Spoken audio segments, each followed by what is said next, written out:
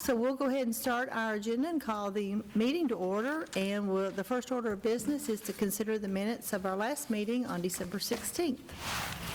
So moved. Second. Okay, all those in favor? Aye. Any opposed? Okay. Natalka, you're first up, giving us a review of the fourth quarter for 2020 and January and February of 2021. Plan performance plus flash reports, asset allocation, and rebalancing recommendations. Okay, very good. Thanks so much, Melissa. I'm going to, as we know, I have Michael Hislop joining me on the call today. And I'm sorry, I'm hearing my own feedback from the call, so that's a little disruptive. But Michael will be covering asset allocation and rebalancing issues and going over the flash report. I'm going to start off my comments with doing a brief market review of the fourth quarter and 2020. I'm going to try to focus on things that sort of impacted your plan's performance the most, and also teed up 2021, which has started off a bit differently than 2020 did. So let's take a look back at the fourth quarter and 2020.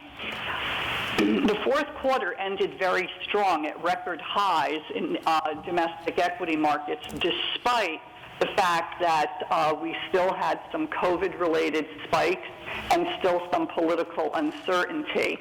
But I think the fact that the vaccines were out, people felt a lot more optimistic. U.S. equity markets posted a very strong quarter of performance, led by small cap. Small cap stocks, which had lagged in the first 3 quarters of the year, were up 31.4% in the quarter, the best quarter ever for the Russell 2000 index. It was strong enough that it pulled small cap stocks ahead of large cap and mid cap stocks for the full year. Large cap stocks measured by the S&P 500 rose 12% in the fourth quarter and were up 18% for the year. Mid-cap stocks rose 19.9 or 20% in the fourth quarter and were up 17.1% for the year. One of the other things that we saw a change in during the fourth quarter was the value style rotated back into favor. It had dramatically underperformed the first 3 quarters of the year, but across all capitalization ranges was ahead in the fourth quarter. To give you an idea of how large the gap was between growth and value during 2020, the Russell 1000 Growth Index was up 38.3% for the year, and the Russell 1000 Value Index, its counterpart, was up a mere 2.9%. So we had about a 35% spread between growth and value stocks. And I think that also really underscored that the market, the equity markets last year, were very narrowly driven, primarily by 6 to 8 technology and consumer discretionary stocks. One of the things that we're seeing in January and February as we enter 2021 is a broadening out of the market, which I think is healthy, to support the ongoing, hopefully, economic recovery. International markets also finished the year very strong in 2020. In the fourth quarter, both developed and emerging markets finished ahead of U.S. markets, led by emerging markets, which rose 19.7%, and the EFA markets were up 16.1%. For the year, emerging markets caught up. They finished the year at 18%, but developed markets lagged, up only 7.8 or 8%. Bond markets, the fourth quarter, they closed the year relatively uneventfully. All sectors of the bond market finished the year below 1% in all but credit. So investment grade, high yield, bank loans, and also Treasury inflation-protected securities posted relatively strong returns in the fourth quarter. For the quarter, the Barclays Aggregate Index rose 0.7%. Its intermediate counterpart was up 0.4%. Interest rates have been a real story since the end of the third quarter. The 10-year Treasury bond at the end of the third quarter was yielding 0.68%. It rose 33 basis points in the fourth quarter and finished the year at 0.91%. This morning, 1.66%. So the falling rates for most of the 2020 benefited long-term bonds.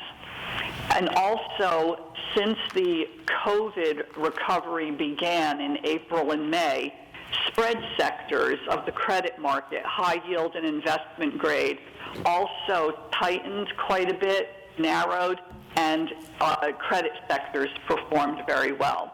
So I think that when we look at the results of your bond team for the year, you'll see it was a very strong year for bonds. I don't know that we're going to see a similar outcome in 2021. In real assets, also finished the year strong in the fourth quarter, with oil prices rising from $40 a barrel to $48 a barrel to close the year. It drove the natural resources index up 19%, but unfortunately, it was the weakest performing sector during the year, down 19%. That's changed quite a bit in the first 2 months of 2021 as well. Energy now driven by oil is up. Oil is up to about $64, $65 a barrel, and energy and the natural resource index has been one of the top performing indices in the first 2 months of the year.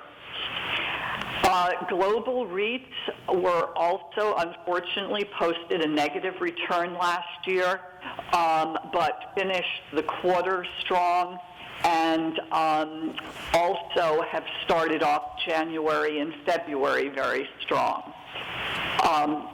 Murfreesboro in the summer of 2020 initiated positions in 2 U.S. REIT funds. It turned out to be very good timing for that, and we'll sort of talk about your real assets exposure once we get to the performance of the plan.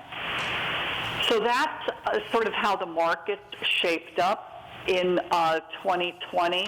It was definitely a year where we saw the worst of times and the best of times, and I think that we saw some rotations beginning to occur in the fourth quarter that might continue on into 2021. Namely, that small cap stocks have reestablished a footing and since September have been outperforming large and mid-cap stocks. 5 or 6 months, I know, does not a long-term trend make, but that seems to have a little bit of legs. And as I said, with the market broadening out and performance being driven by more than 5 or 6 stocks, it certainly supports ongoing strength in mid and small cap stocks. We also saw the rotation from the growth style to value, and that has continued on into January and February as well. Again, a sign of the broadening out of the markets. And we also are seeing some strength in international markets, primarily emerging markets, holding up quite well. And that, too, has continued into January and February. I'm going to move on to planned performance now for the fourth quarter. And if you have your books in front of you, you can follow along with my initial comments on performance on page 6 of the executive summary, where we have a table that shows the total fund performance as well as the composite performance. I'll be speaking from that page, and then I'll also be making some comments about individual managers and managers that might have brought strength or weakness to your portfolio in the fourth quarter and during 2020. And the individual manager performance can be found on pages 16 and 18. So I think that if you sort of work with those initially 3 pages, you should be able to follow along with my comments and quite well, and it will, provide you with a little bit more detail.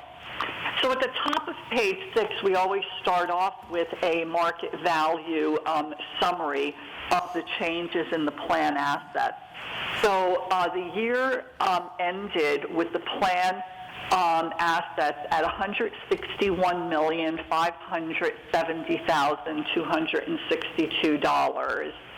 And that was an increase from the year before. So despite all the turns and roundabouts in the market, the plan did advance about $10 million, grew about $10 million in size.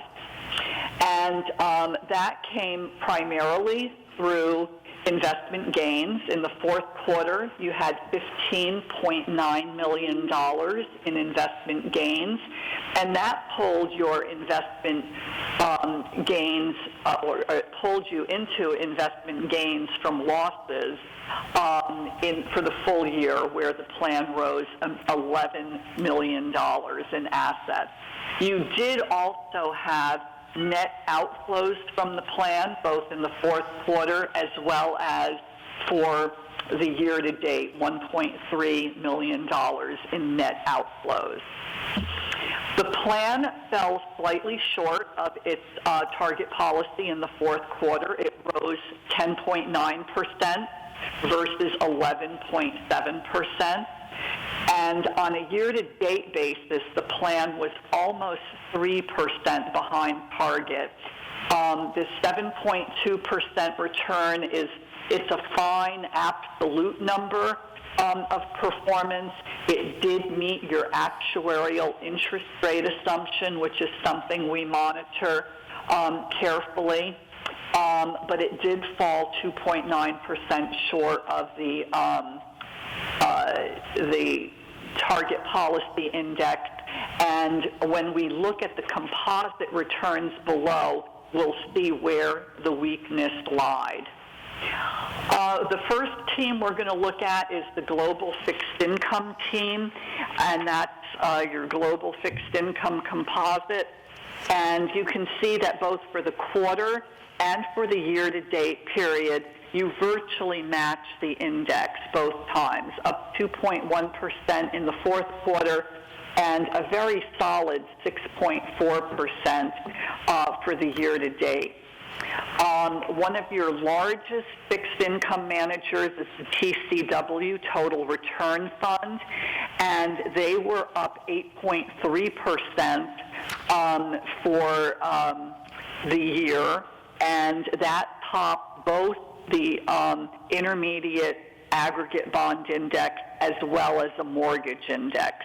TCW does invest about 85 to 90% of their portfolio in mortgage-backed securities, both agency, non-agency, as well as asset-backed securities. That was actually a weak segment of the market, but TCW was able to generate a return that beat both, as I said, the aggregate intermediate index as well as the mortgage index. So it's very helpful when one of your largest managers in fixed income performs well for the team.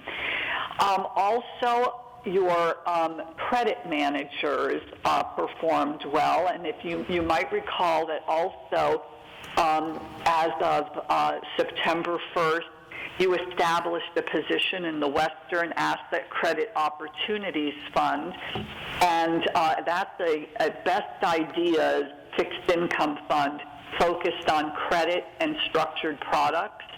And that fund was up for you a little over 7% since its inception. So it got off to a very good start. It is invested in a very opportunistic fashion. They invest about, let me just turn to a page here for that. So they are invested in, let me find my paper here. Okay, 52% in high yield bonds, 21% in bank loans, another 10% in investment grade, 5% in CLOs, another 5% in non-agency mortgage-backed securities, and then some other securities as well. They do trade the portfolio, and for instance, at the end of the year, they were had almost a 7% cash position. That's down currently to less than 1% as they're finding opportunities in bank loans, high yield, and some mortgage-backed securities. So that fund is off to a good start and did very well for you. Other of your fixed income managers, you have a dedicated high yield bond fund, the Lord Abbett High Yield Bond Fund. They finished the year strong. They had some performance issues primarily in the first quarter. So they lagged the index on a year-to-date basis, up 5% versus 6.2. But they finished the year strong, and they are ahead of the index in January and February, so off to a good start, as is the Western Credit Opportunity Fund, is off to a good start this year. Pinnacle, which is another one of your fixed income managers and a significant fixed income manager for you, did lag on a year-to-date basis. They were up 4% versus 5.6%. They're still very solid. They're matching the index on a year-to-date basis. They invest primarily in intermediate investment-grade credit bonds. And then they also have a little bit of municipals, a little bit of mortgages, but they're primarily intermediate investment-grade credit bonds. Okay, if we look at now your domestic equity team, again lagged slightly in the fourth quarter, up 16.5% versus 17.3%. But it was the domestic equity team that contributed most to your lag for the year. They lagged their index by 7%. They were up 13.6% for the year and versus 20.8%. The majority of that lag came from some of your value managers, Harbor Mid-Cap Value, and a little bit from your small cap value manager, particularly in the fourth quarter. Pinnacle, your largest domestic equity manager, had a very good first 3 quarters of performance, but they lagged their target by about 3% in the fourth quarter, which pulled them behind target year to date. Also, your mid-cap growth manager, Janus Enterprise, had a weak year within the mid-cap growth category. They were invested more in, they were invested less in technology mid-cap growth stocks and more in some consumer stocks, whether it was hotels, airlines, some other travel-related, and of course that's what suffered the most and took the longest to begin coming back. Janus Enterprise is ahead of target on a year-to-date basis in 2021. Also, Harbor had a very strong fourth quarter of performance and is one of the top performing managers that you have in January and February. The rotation in both size and style, and also the reopening of the economy, has bolstered some of those industries and sectors and styles that were most negatively impacted by the pandemic. So a lot of as I said, a lot of your year-to-date performance lag for the total fund came from the domestic equity team. Your international equity team also lagged during the year, up 12% versus 14%. They did make up a lot of ground in the fourth quarter, where they outperformed by 2.5%. On the international front, your Dodge & Cox International Stock Fund struggled the first 3 quarters of the year. It has a value bias. It invests pretty heavily in financial stocks, in energy stocks, in other industrial stocks, not very heavily in technology or consumer discretionary on an international basis. They had, and as I mentioned, they struggled the first 3 quarters of the year, but then they outperformed by 8% in the fourth quarter. And they're also outperforming in the first 2 months of the year. So sort of the same theme that we've seen in the domestic equity front, that, you know, the managers that on your team that got hardest hit last year are the strongest, were some of the strongest performers in the fourth quarter, and that strength has continued on to January and February. Real assets composite, you were up 10.8% in the fourth quarter versus 11.7%.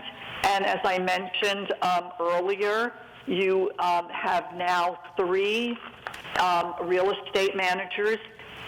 Prudential is your global real estate manager. They've been on board the longest for you and have done a very fine job. They were up 9.4%, outpacing the index in the fourth quarter, and they dropped in line with the index on a year-to-date basis, down 4.2%. You did add, as of July 27th, Cohen & Steers Realty and Principal Real Estate Securities. Both of these are U.S. REIT funds. You bought in low. At that point in time, REITs was a sector that got hit hard during the pandemic, and you established a position, as I said, at a low price, and both of those funds, since their inception, are up double digits for you. Cohen & Steers is up 12.4%, and Principal is up 11.3%. So you missed the downdraft in the REIT marketplace in the first 5 or 6 months of the year, and when you got into REITs, they began performing very well, and REITs continue to do well in 2021, in the first 2 months of the year, both the global as well as the U.S. REITs.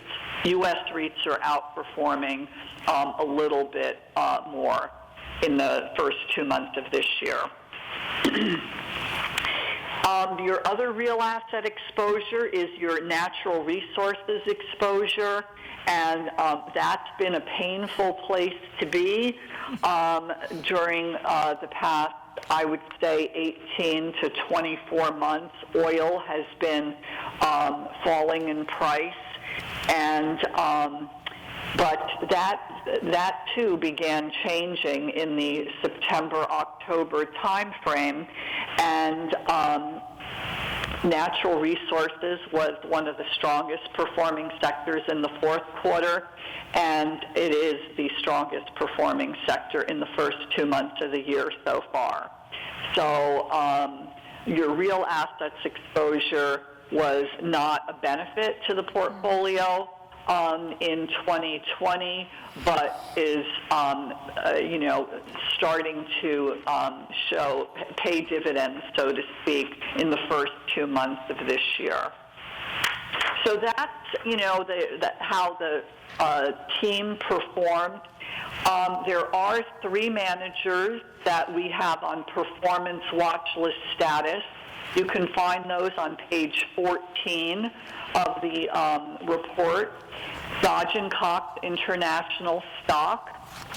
As I mentioned, they have made quite a strong recovery, but we're looking for a little bit more sustainability of that recovery before we pull them off watch list status.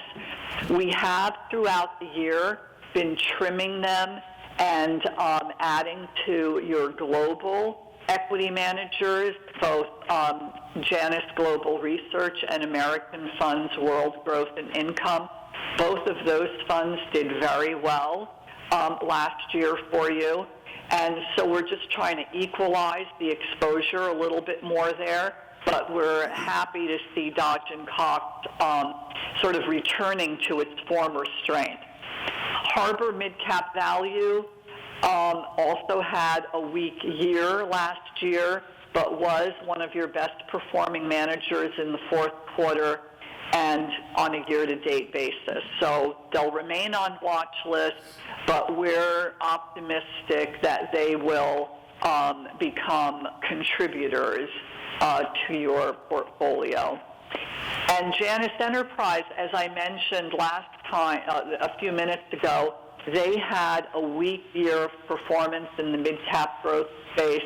Their emphasis on the high-quality companies with sustainable growth characteristics, and also the fact that they were invested in some stocks and sectors that were impacted significantly by COVID, held them back last year. But again, they too are showing outperformance so far this year, and we hope to see that trend continue. Before Michael moves on to asset allocation rebalancing, I always like to remind people that after page 19 in your performance report, we do provide you with individual fund fact sheets on all the mutual funds that your plan is invested in. So I try to summarize in my comments, I try to summarize what's on those fact sheets. But for any of you that would like a deeper dive, that information is available, or I'm happy to address any questions. I have one. Okay. What about the rising rates that we're seeing? Fed meets today. Are you all projecting anything into the first quarter as to what you see going on, or what we might see happen as we move into the second half of the year?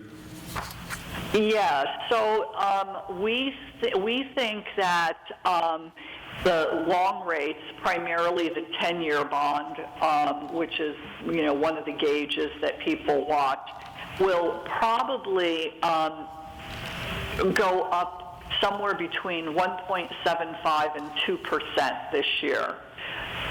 That's what we've been hearing from a lot of fixed income managers that we're talking to. We think that once the 10-year crests 1.75, that it might start hitting some resistance and bounce around in there, but it could go as high as 2%. In that regard, we're very happy that your portfolio is structured with a shorter duration. Pinnacle has an intermediate mandate. So their duration is somewhere between 3.8 and about 4.2 years, much shorter than the aggregate, which is closer to 6.3%, or 6.3 years. And also, there's an emphasis in your portfolio on credit bonds between high yield and the Western Credit Opportunities Fund. And we like credit and spread products still better than we like straight government bonds. There's still a slight yield advantage, so we think that credit bonds will hold up better than government bonds. And we also think that mortgages might do well in this environment. They were a lagging sector last year. They are more defensive this year. High-yield bonds are sort of doing the best on a year-to-date basis so far, and bank loans. Mortgages in the investment grade arena have fallen less in the first 2 months of the year. And that's because of their duration, because of prepayments are shorter. So we like the way your fixed income portfolio is structured going into this area where interest rates are probably going to go up a little bit more from where they are now, but should hit resistance between 1.75 and 2%, and we still favor spread product versus straight government and treasury. What about the increased interest rates effect on small caps and your growth stocks? Do you see that? You know, I've heard that there's we're seeing this correlation where the NASDAQ is dropping with the rise in interest rates. You know, I'm not so sure that it's because of the rise in interest rates as it is the broadening out of the equity markets. I mean, if people want to buy some more small cap, or if they want to buy value-oriented stocks, what are they going to sell? They're going to sell, and they're going to trim things that they have profits in. So they're going to be selling some tech. They're going to be selling some consumer discretionary. So I don't know that I so much attribute the fall in the NASDAQ and the tech stocks to rising interest rates as I do to also saying if people are beginning to look at other parts of the equity markets, whether that be small cap, mid cap, value, or even emerging markets, they're going to sell and trim their winners, which is technology and consumer discretionary. So that's going to negatively impact the NASDAQ. But the increase in borrowing costs won't affect the performance of the underlying companies in the index? A lot of companies last year took advantage of the low rate environment, particularly like in high yield, and they refinanced their debt. So that's one of the reasons why we still do like credit. Balance sheets are still very strong. Borrowing costs have increased some for these companies, but particularly a lot of the large cap companies have a lot of cash on hand. I don't know that they need to borrow that much more at higher costs. And as I said, in the high yield market, it seems like a lot of companies last year took advantage of the low interest rate, refinanced, and pushed out their debt for a couple of years. So, in 2 or 3 years, I think that maybe high yield might be, they might look at a higher interest rate environment and sort of say, okay, this is a problem. But right now, we're not overly concerned about the cost of financing for large cap companies or for high yield. Your thinking seems to be then that we're not going to have a market pullback because of interest rates, but rather a rotation to value away from growth. I do. I think that, I think it'll be a little bit of a combination, but I think that the rotation and the broadening out of the market will contribute more toward a pullback in growth stock than the higher interest rates.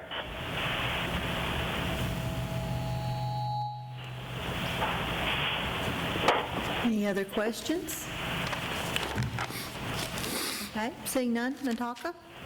Okay, Michael, I sort of held off on comments on asset allocation because I think that Michael will cover some of those as he goes through your rebalancing and February flash report.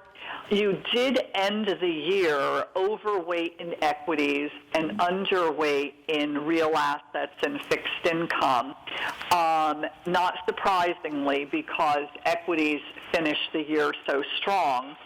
And Michael will comment now on how that if that has extended itself into February and what our recommendations are for you. Okay, thank you very much, Natalka. The city's pension plan assets rose from $161 million to $165 million in February. The plan is overweight equities at 50.7% versus a 42% target, as equity market performance has outpaced fixed income performance. Within the total equity allocation, global and international equities are overweight.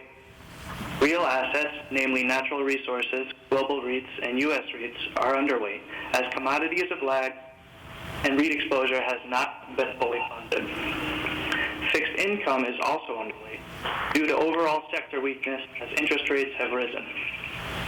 Operational cash continues to be overweight target at 1.8% versus 1%. Chartwell continues to recommend this overweight to ensure the plan has liquidity to meet pension obligations and plan expenses for 6 to 9 months. Rebalancing recommendations focus on trimming overweight global and emerging market equities on strength and adding to underweight mid and small cap equities, intermediate fixed income, and cash.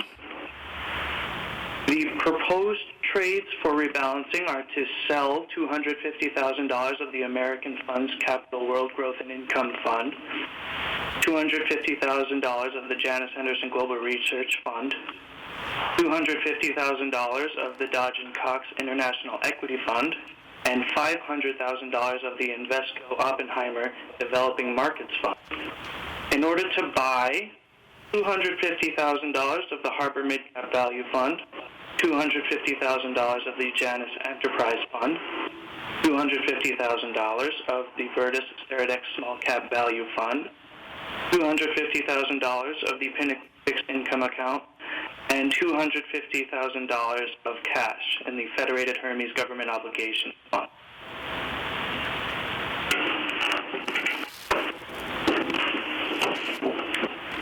And for that, I'll open it up to questions if you have any about asset allocation. Natalka, is this what we sent out recently for trades? That is correct. Okay, I think those trades were made this week.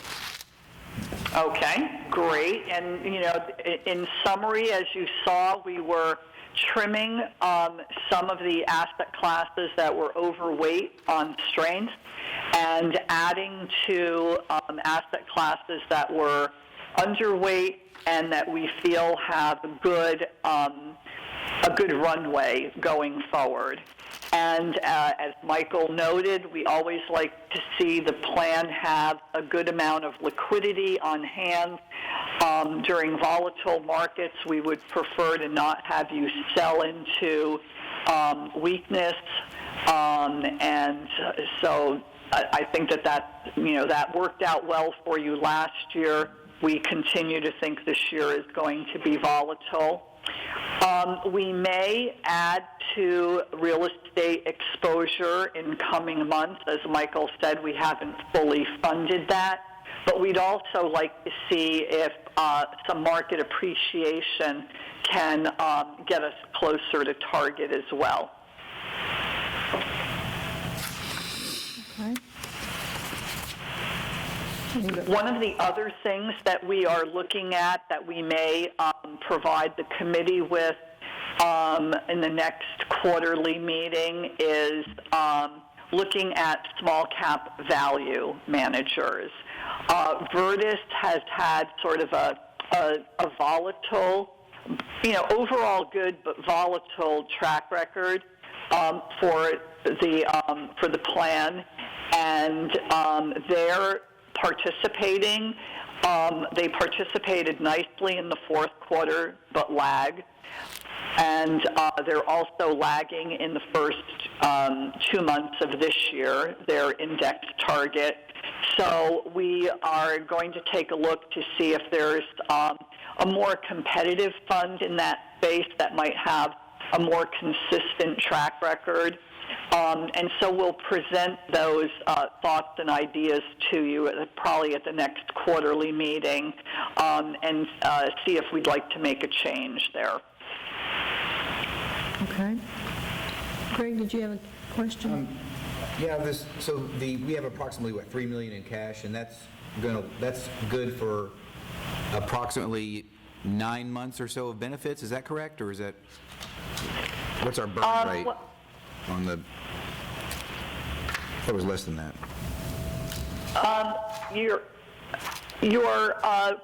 Your quarterly outflows for benefit payments are generally around $275,000 to $300,000. Okay. So we got years worth of cash. Yeah. Okay, thank you. That's all I was curious about. Okay. Any other questions? Seeing none. Thank you, Natalka and Michael. We appreciate you joining us this morning and giving us an update.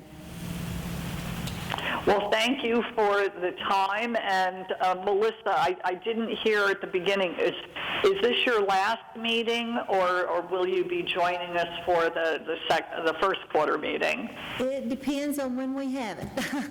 Okay. I've revised my estimated retirement date to July 13th, so it just depends. Maybe I'll be here one more as chair, and that brings us into our next item, actually. Right. I still qualify to be on the pension committee. I'll be an active employee for some time yet, but the chair interacts with Chris and the consultants, getting the agendas ready and working for these transfers to be made that are recommended. And I think not being here on the daily basis, that'll be harder to do. Prior to me, the chair's always been the city manager. We're required to have 2 active employees on the committee, in addition to the new one-year role that Valerie's in currently. And the city manager is in our defined contribution plan. And so he doesn't participate in the pension plan now. And the city recorder's usually been in this role, not in the role, but on the pension committee. So that's how I ended up here when my predecessor left. So my recommendation would be to have Erin, who's the budget director, she'll be here on a daily basis. She's already on the committee as vice chair. Perhaps move her to chair if somebody else will agree with that. And I will stay on the committee. I just will not be in the role managing the committee business with Chris McFarland, who's our representative between the committee and the city manager and Pinnacle. I'll make that motion. I have one question. So who would be the new vice chair? Would you two flip roles temporarily? And If the committee so chose, that would be a second. That would be a second vote. Okay. Yeah, that's also a vote. And I'll second Charlie's recommendation that Erin be our new chair. Okay? Will this be effective after your retirement? Or effective? Yeah, I guess that's true. That could be an easy way to make the date effective as of the date of retirement. That would make that easier for, like I said, I could still do it. It's just a little more awkward, and it's much easier communicating with Chris when I'm here, and she can pop in and ask questions, and we go over the minutes and different things. So I think that would work out well. Sorry, you'll have So one more amendment thing to to do. Amend the motion, to be effective as of my retirement date, your retirement. So July 13. July 13. I'll amend my motion. Okay? Second. Okay. All those in favor? Aye. I abstain.